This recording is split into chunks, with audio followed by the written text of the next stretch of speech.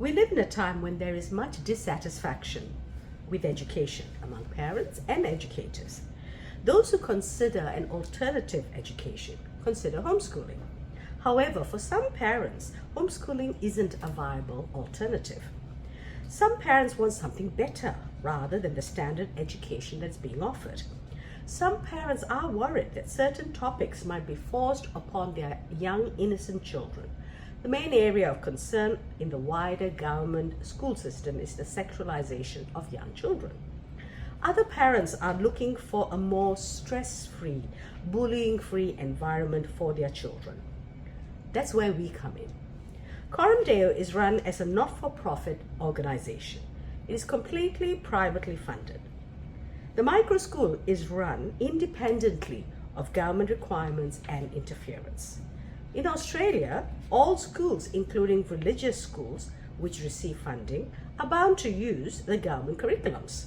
Families at Coram Deo become registered as homeschoolers who do not have to abide by the national curriculum and only need to abide by the West Australian curriculum in broad strokes.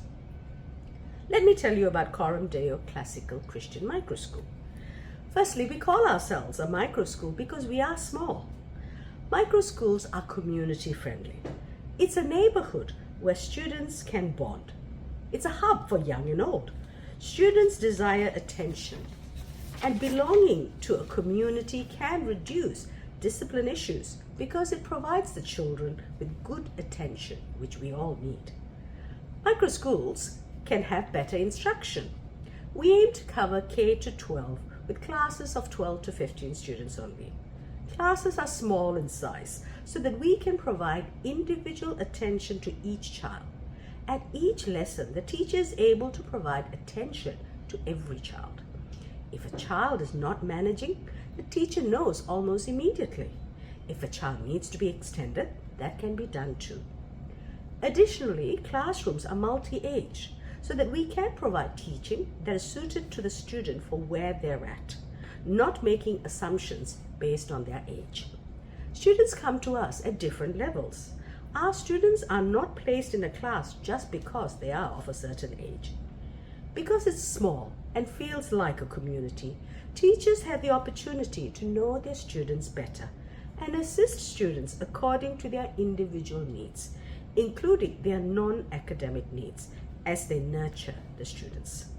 Small class sizes and more attention to children. It's a great combination.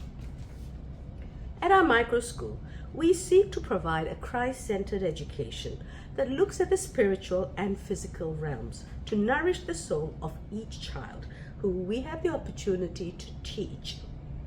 Christian education is about Proverbs 9:10. The fear of the Lord is the beginning of wisdom, and the knowledge of the Holy One is insight. Our religious beliefs can be found in our statement of faith, which is in our website.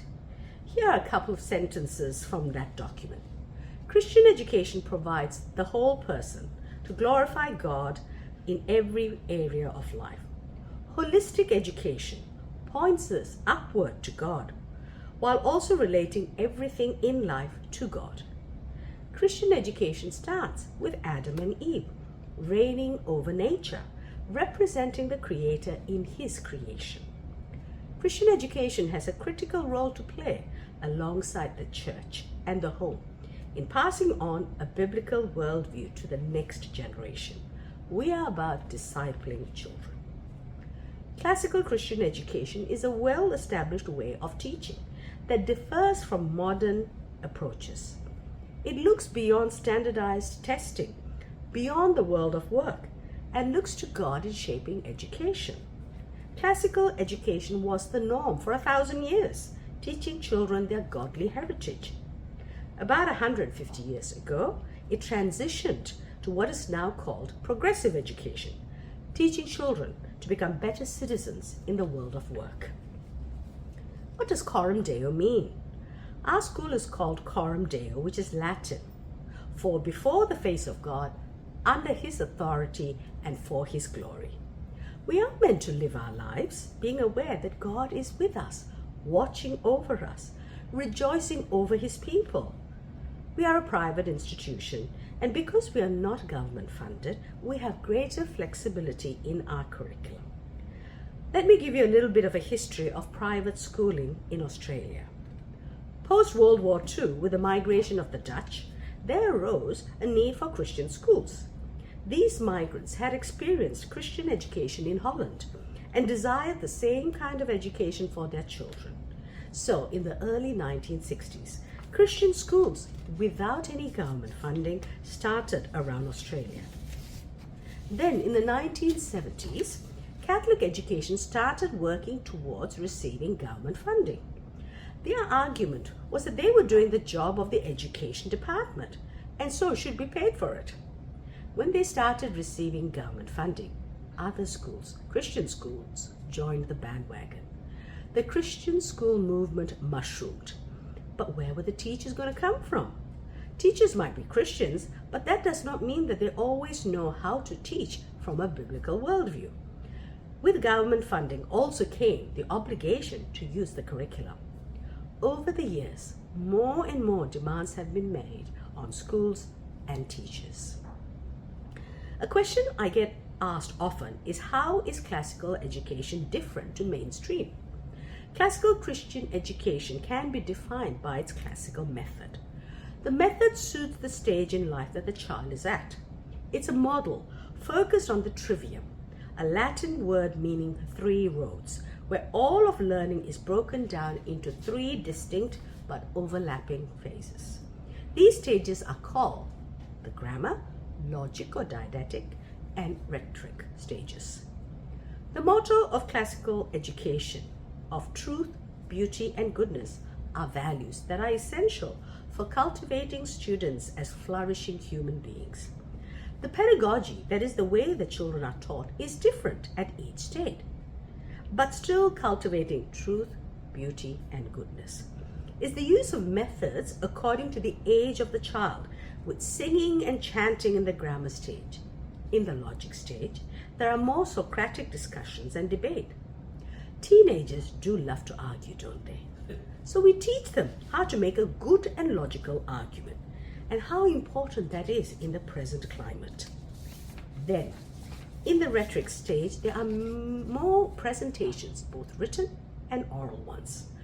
The pedagogy balances contemporary material with the well-established material that has gone before it. There are various analogies for classical Christian education. Classical Christian education can be compared to a garden. There is the potential of growth from a seed. The garden is beautiful and tranquil. It invites contemplation, alone or with companions and friends. A garden requires care and cultivation. Weeding suggests that we are to teach and guide to eliminate vices. Classical Christian education can be compared to a cathedral. It has been built over generations. Your head goes up when you walk into a cathedral. The cathedral is large. It draws people together and creates unity under the lordship of Christ. Classical Christian education can be compared to a grand table. Education can be considered as a feast. The table is where we find sustenance. This is a festive occasion where we can grow and learn together, a place to linger and have long, relaxed conversations. Who is at the table with you? Those who have gone before are mystically able to be present. Classical Christian education is like walking along a tried and proven path. Another way in which classical education is different to mainstream is in the use of technology. At Coram Deo, at the grammar stage, students do not require a device. Teachers, however, may use technology in teaching the students. In the latter stages of logic and rhetoric, for some courses, a device may be required. A question I often get asked is, why Latin? The study of Latin is an important part of the curriculum. It trains the mind for orderly thinking and expression. It lays a firm foundation in the grammar and vocabulary of English, and nearly 80% of all English words derive from Latin. After all, Latin is considered a dead language because nowhere in the world is it spoken as a first language.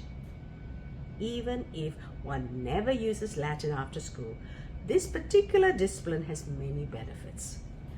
The student of Latin, for instance, can easily go on to learn Italian, French, or Spanish.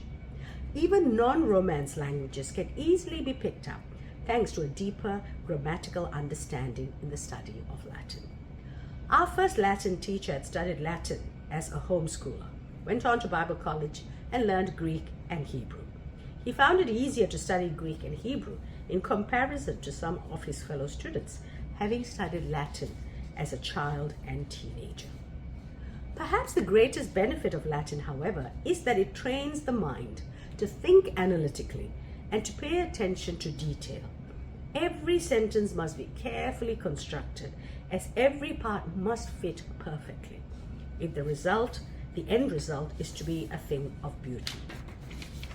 There are so many word endings in Latin, so many possibilities to make errors, that no progress can be made without a great deal of concentration and sense of pride in one's work.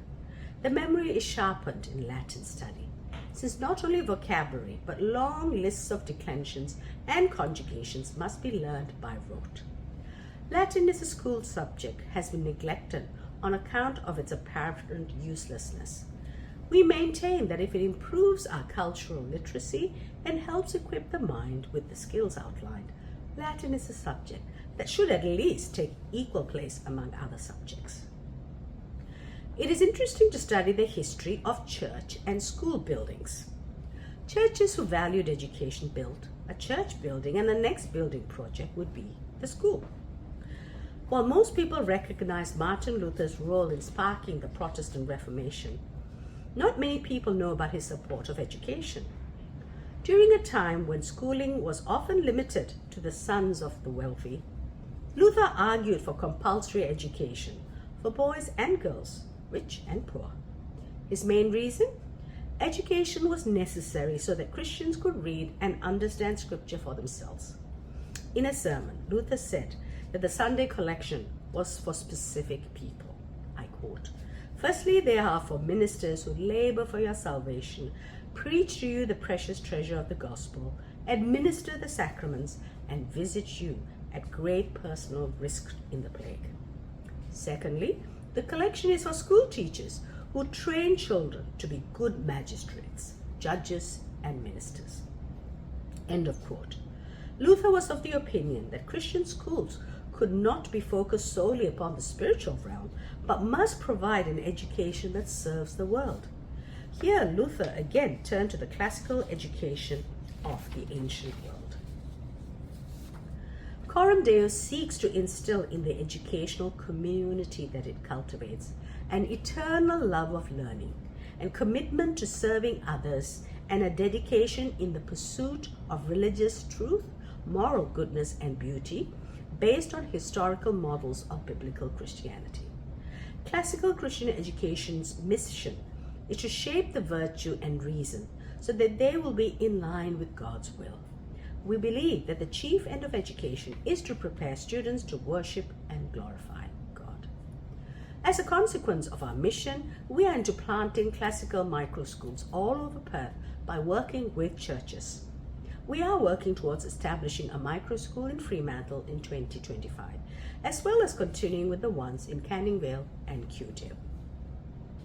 To finish, let me reiterate that the goal of our classical Christian education is to make a biblically thinking, lifelong learner out of the student. The most frequent comment by parents that I hear has been, "I wish I had a classical education when I was growing up." We can't go back to the past and change history, but we do have a choice in the future decisions we make with regards to our children's education. So contact us for more details. Check out our website, like our Facebook page, Instagram, YouTube. Ring us with your questions. We can make a time for you to visit or for your child to spend half a day at one of our campuses. Thank you for your attention and this opportunity.